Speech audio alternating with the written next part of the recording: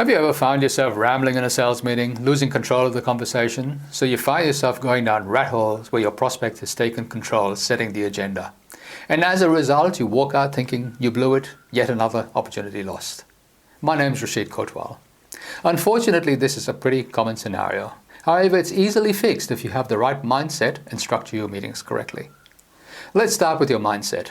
Sales is about leadership. Your job is to lead your prospects, highlighting their issues and the outcomes they desire, and then showing them how they can achieve them with your help.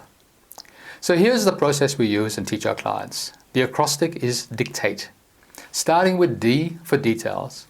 Find out the details of the issue they're facing. Tell me a little bit more about what's going on. Drill down. Interesting. Can you tell me more? What's the impact? Who else is being affected? I is for interval. How long have they had this issue? That's interesting. Can you tell me how long this has been going on? Really? It's been going on for 2 years. Your goal is to keep drilling. Remember, no pain and they won't take action.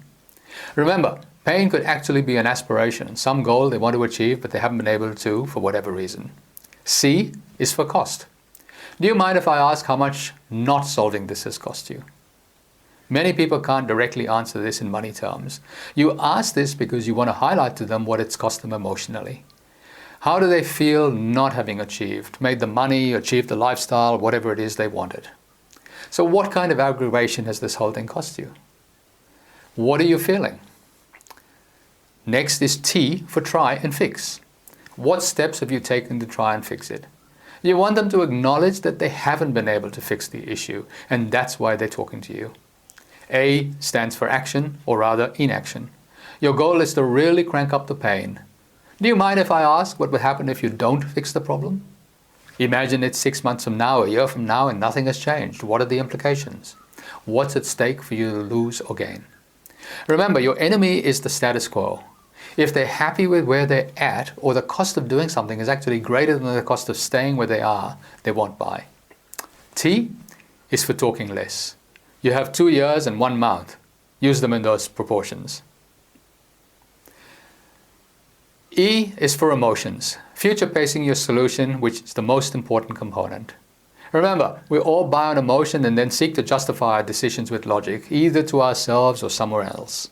So it's essential you help your prospect actually feel what it would be like to own your product. And the best way to do that is to future pace. They've told you what they'd like to achieve using your product or service, so you know what they want. So this is an example of words you could use.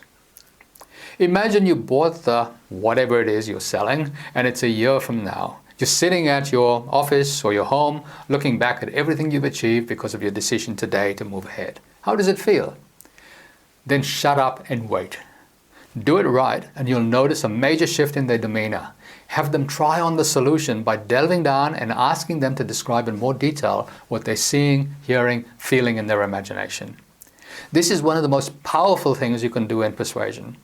Remember, people buy on emotion, and your job is to get them to feel and relate good stuff back to you and your product, service, so they want to buy. Now, I'd be lying if I told you that that was all there was to it. There's plenty more which we cover in our Sales Accelerator program. This is but the bare bones. So if you'd like more information on that, give me a hoy at revealedresources.com. Till next time, this is Rashid Kotwal.